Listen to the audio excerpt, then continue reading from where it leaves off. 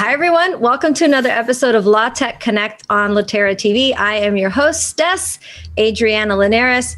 This is my co-host today, Ruben. Say hi to everyone, Ruben.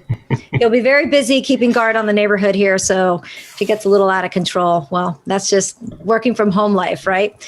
I'm pretty excited, and I mean, really excited to talk to Christopher Johnson, who's my guest today. Hi, Christopher. Do you go by Chris, Christopher, Bob? Chris is fine. Chris, it's so nice to meet you. I can't thank you enough for taking the time to do this. I found you on Clubhouse. I was looking around for lawyers. It's my thing.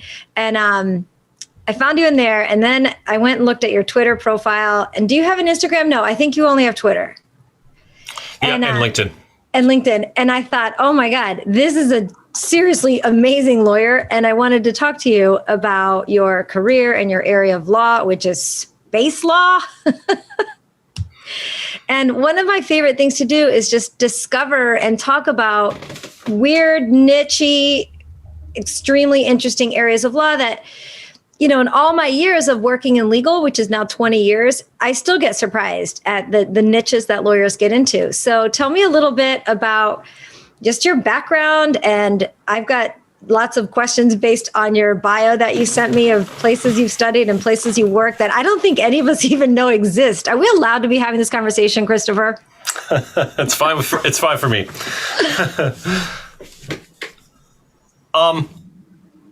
So if I can talk a bit about, where I came from and how I got to where I'm at, just a little bit. I went to law school in New York. Well, let's backtrack a little bit about how I got into law in general. There's no lawyers in my family. I went to Michigan State University. What interested me when I was an undergrad is I took classes in philosophy, and I remember reading about Francis Bacon, who essentially worked at the equivalent of let's say the State Department. He was, he did international issues and worked as kind of a statesman for the government, but then in the evening was a philosopher, and was one of the prime movers behind, let's say, the scientific method or empiricism. That really struck a chord with me because he was devoted to ideas of the expanding your mind, expanding what humankind can do through reason and through logic. And I thought, the abstract use of philosophy is just thinking and thinking about thinking, but applied, the application of logic and rhetoric is law. And that's what impressed me, where I said, okay, if I really love philosophy and thinking about thinking and logic and rhetoric, how does that apply to the real world? How can I apply that to my life? I should go to law school. And so what attracts some people to law school is maybe they're interested in the subjects of the law. They're interested in criminal law or constitutional law. For me, it was, I want to, have the skills and have a career and have a life that is the use of logic and rhetoric in a transformative sense to make the world better. That's what interested me. So, I had no, aspirations to do anything really, elitist or super impressive. I just applied to whatever law school I thought I could get into. I thought, I should apply to a law school in New York. So I applied and went to a law school in New York. And I really, really enjoyed law school, although I wasn't necessarily a really good student. I mean, maybe I didn't really learn the skills on how to take notes or how to study for exams or, how to be a great student, but I definitely enjoyed all of it. And I think, one of the better classes I had was on constitutionalism and the philosophy behind constitutions and really the philosophy behind what law is in general. Then what interested me was corporate law And I was interested in that because I thought, we do need, efficient regulations of the markets. It's important for countries to have efficient regulation of markets. It is the idea of corporations as constructs, as legal creations. This is interesting to me, as they are, human created organizations of people. But and when I graduated from law school, that's what I wanted to go into. But I found that it was not necessarily a fulfilling area of the law for me to work in, investigations of corporations and regulations of the securities market. Wasn't necessarily really fulfilling, and I felt that it was really the market at the time for lawyers. The legal field was flooded with new lawyers, so the chances for accomplishing anything or really advancement seemed slim to me. So I was a bit disillusioned by that, which is to be expected because, like I said, no one else in my family has ever been a lawyer. I don't know anything about how to work in law firms or, what the legal profession really looks like. Just kind of, wandered into it. But I immediately started taking night classes. And I took night classes at NYU, School for Continuing and Professional Studies, and I took a class in international law. And I did not take any international law at law school. And in that class, that evening class on international law, which was taught by a maritime lawyer, I'm looking for this. This is the textbook that we use. This was it. This is Akehurst's Modern Introduction to International Law. Oh, it's showing up. It's all right. And in here, in this textbook, we had the assigned reading, and then in an unassigned chapter, there's seven or eight pages. The unassigned chapter? Well, I was just looking through it, and in there's just one small chapter, air, space, and outer space. Oh, and I'm reading. I would have read the whole thing. Yeah, and I'm flipping through this. It's after the chapter on maritime, and I'm flipping through this, and they mention the Outer Space Treaty and astronauts and rockets and the moon, and I'm like, this seems so foreign and obscure to me. Because this is a time when I was working in the building next door to the New York Stock Exchange, in a world of just finance and, let's say, earthly matters. Yes, definitely. And it just seemed totally amazing and strange that there is such a thing, that there's such an area of international law that deals with outer space. It is. That's why you're here. Yeah. And it felt like we didn't talk about it in class, and I didn't talk about it to anybody else that was in the class or really mention other people. But I remember reading this and going this is so amazing. I want to find out a little bit more about this. You're like, does anyone else know about this? So, I chased down all the footnotes in there and started reading other stuff. Yeah. And then I saw that there was, let me think here. There was an event that they do. So I was up in New York. There was an event in Washington, D.C. that takes place at the Cosmos Club, which is a club for explorers. Duh. And it was put on by the International Institute of Space Law, and it was about a year, once a year colloquium on space law. And I thought, okay, it's in December. I'm going to take a couple days off of work. I'm going to go down to D.C. I'm going to meet some actual space lawyers. What? And so I took time off, took a train down to D.C., go to this conference. There's people in military uniforms. There's generals sitting in the same row as me. There's professors that teach space law. There's people that work at NASA. They're talking seriously about outer space, not. I was like, this isn't a science fiction convention. They're seriously talking about outer space and what to do in space. In cosplay? And I talked to just a few of them, and I got the business card of a lady who runs the International Institute of Air and Space Law in Leiden University in the Netherlands. Oh. And I'm looking at it, and keep in mind that here I am, someone who's who's a little bit disillusioned with the track that they're currently on in the legal field. And they're seeing it's not like a door opened and someone welcomed me in. They're seeing a sliver through a door. Right, and they're going wow, there's people that work in this field. They get by and they do this. This is what they do. I love it. And I'm one of those people that I need to have some type of fulfillment in what I do with my life. I love that. I know that I probably many millions of people are just like that, where it's a part of their identity, and it's a part of, like, if they're going to devote their time and energy and wake up and spend the majority of their life working on something, they want it, they need it to be something that they find fulfilling, something that is, that builds a better future and is larger than them. And it's not merely of them don't go after for their own. Most of them don't go after it the way it sounds like you really went after it. I think if they're desperate enough, they will, and literally it's desperation. If you just go like, this is not going to work out for me. I cannot do this. It's like I was on the first rung of a ladder that all the way up would have been unfulfilling. And I thought, I'm going to go some other direction. Love it. So, I quit the job. You got the ladies card from Leiden. Yeah. No, believe me, I want to know the whole path. So you got the ladies card, which I saw that on your bio, and I was going to ask you, where the heck is Leiden International? Well, it's at Leiden University in the Netherlands, which is actually like centuries old. Like it's older than any law school in North America.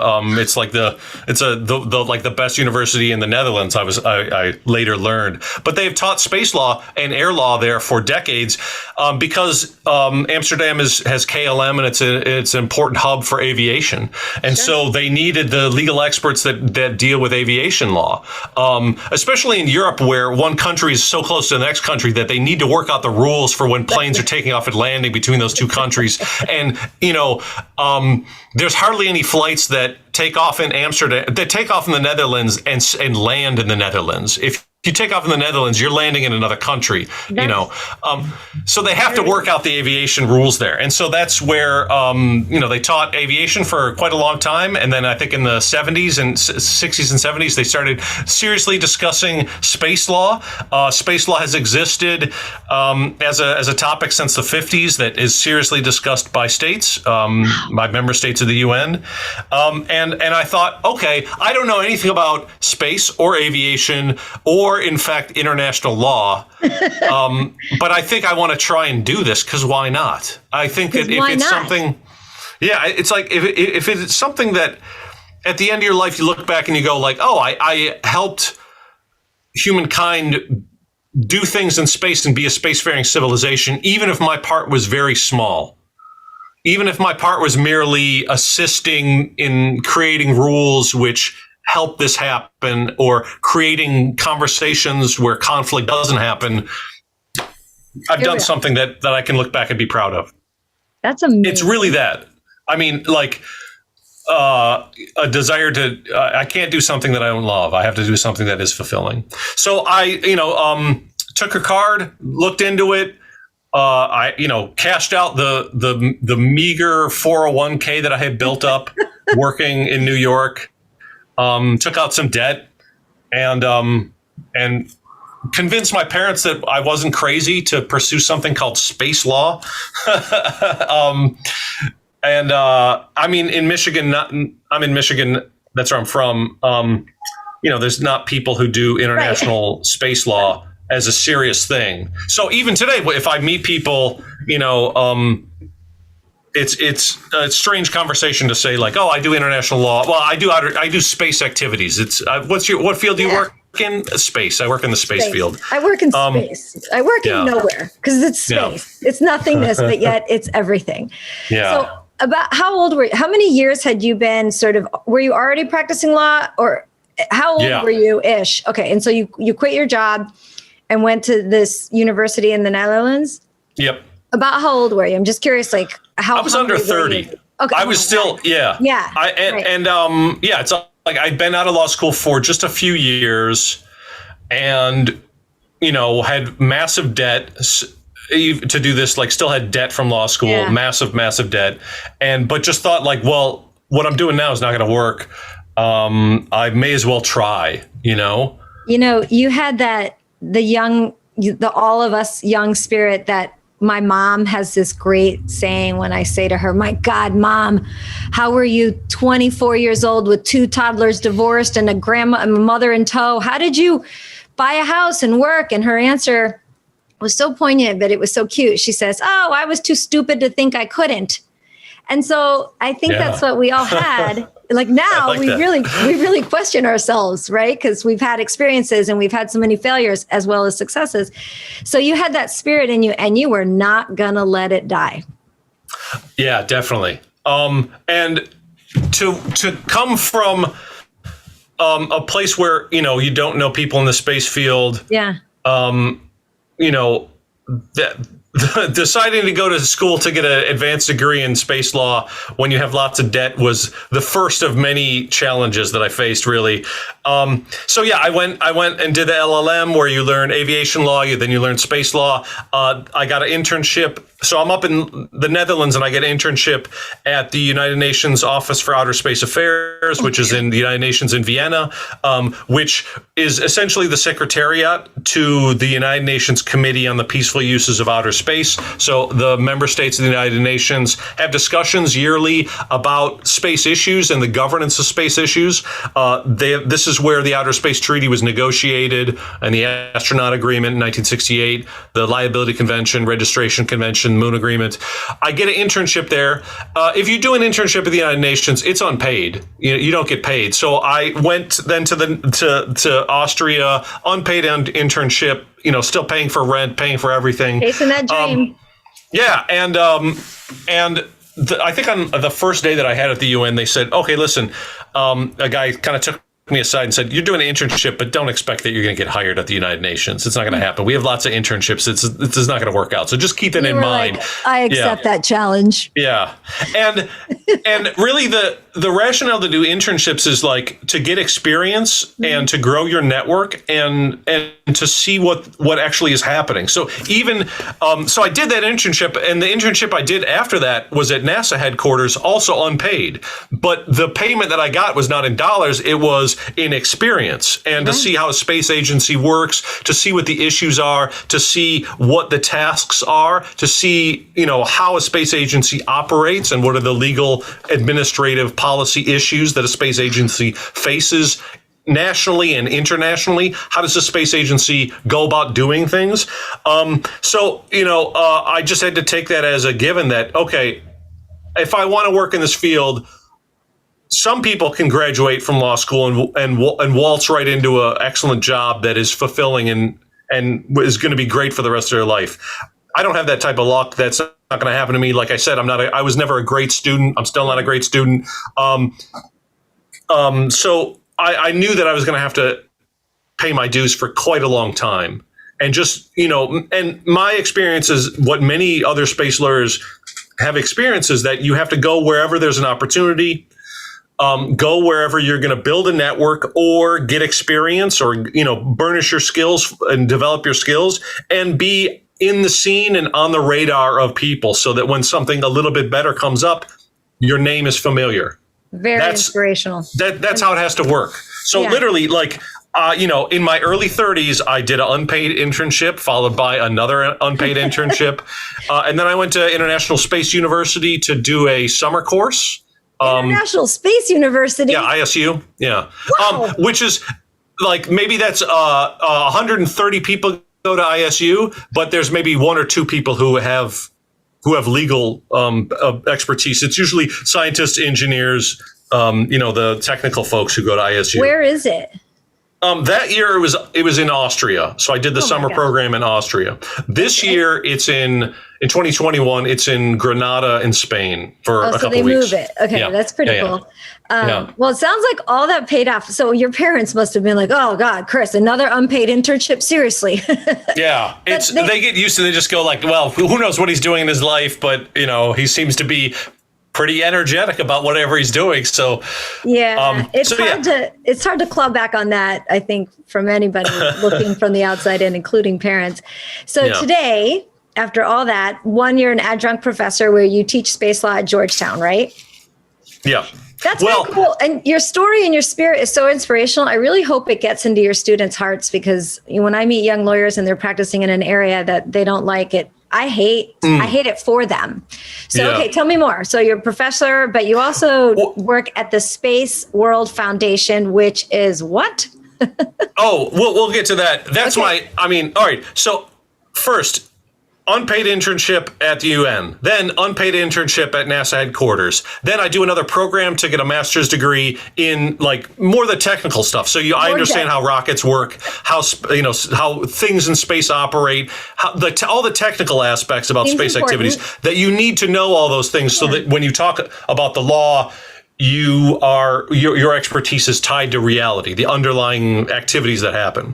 And then another unpaid internship at the European Space Agency, ESA.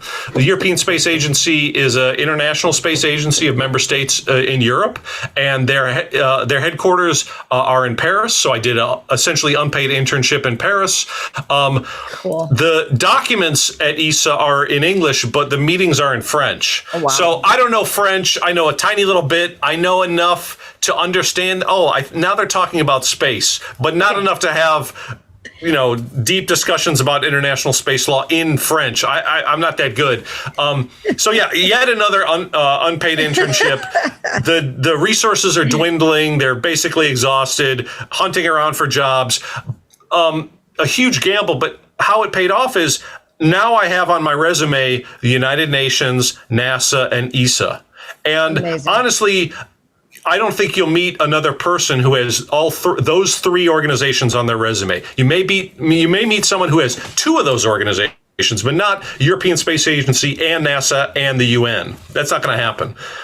So I had built up this resume and a network of people from Europe, from America, who do work in the space field, in the international diplomatic field, in the space agency field, and let all of them know I need a job and please help me out. And yes, I'll do unpaid stuff. I'll edit your footnotes for your publication. I'll co-author with you, et cetera, et cetera. But I also, getting to the end of my, of really burning through what's available to me.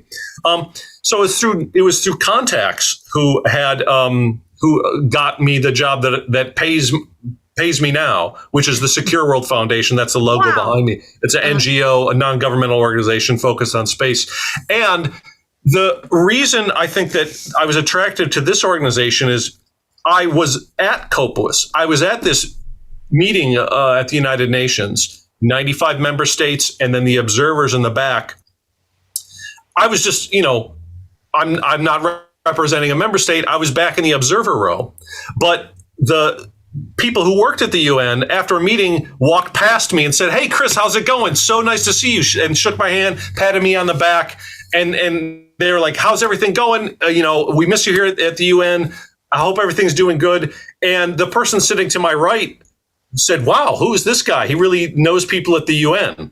The person sitting to my right was the executive director of the Secure World Foundation. Wow. And so it just happened like they happened to be looking for, they happened to have a job opening. They need somebody with international space law experience. And you were sitting right there. This person sitting right next to me, seems to really know the people that they need to know.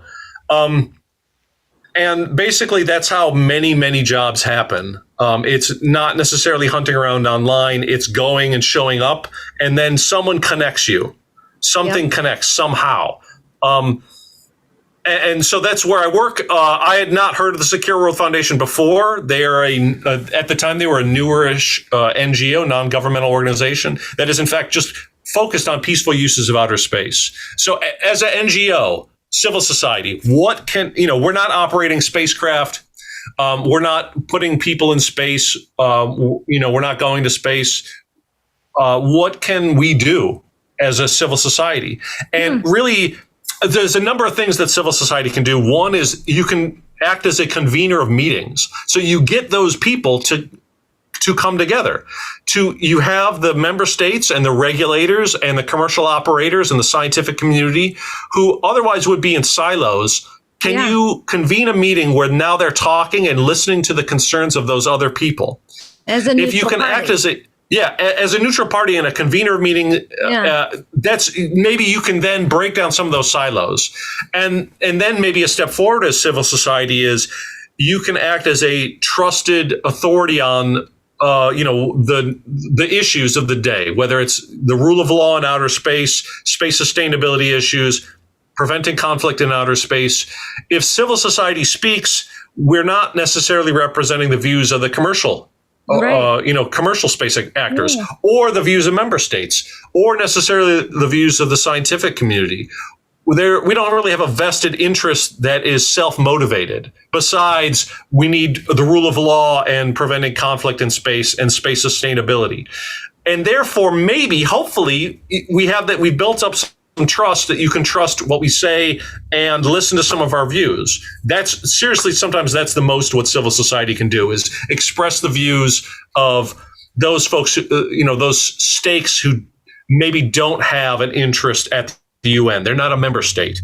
And this is the role of what I do as a space lawyer at civil society, is try and make those conversations happen, try and put those views out. So I just 2 weeks ago, made a statement at the Committee on Peaceful Uses of Outer Space Legal Subcommittee on space resources, space mining on the moon, mining on asteroids, and what the rules should be when we do those things. When